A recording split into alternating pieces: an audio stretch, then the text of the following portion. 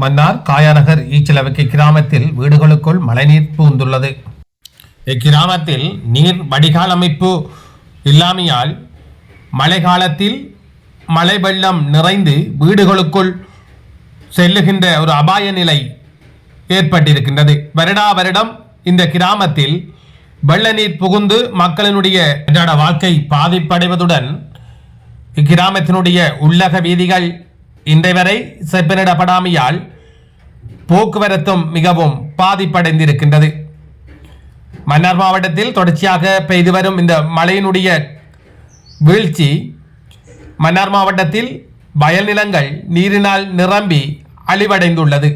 அது மட்டுமல்லாது குளங்கள் நிறைந்து உடைப்பெடுக்கும் அபாய நிலையில் உள்ளது. மன்னார் பெரியமடு குளம் தற்பொழுது நீர்நிலை உயர்ந்து அபாய நிலையில் உள்ளதாக தெரிவிக்கப்படுவதோடு நீர்ப்பாசன திணைக்களத்தினர் மாற்று வழிகளை செய்து வருவதாகவும் தெரிவிக்கப்படுகின்றது. அனைவருக்கும் வணக்கம்.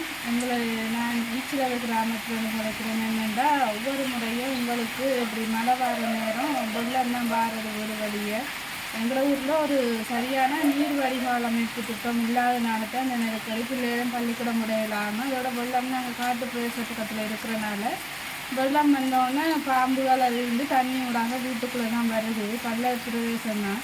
தயவு செய்து இதை பார்க்குறவர்கள் எங்களோட ஊர் கிராமத்துக்கு ஒரு வடிகால் அமைப்பு திட்டத்தை பெற்று தருமாறு உங்களை தாழ்மையுடன் கேட்டுக்கிறேன்.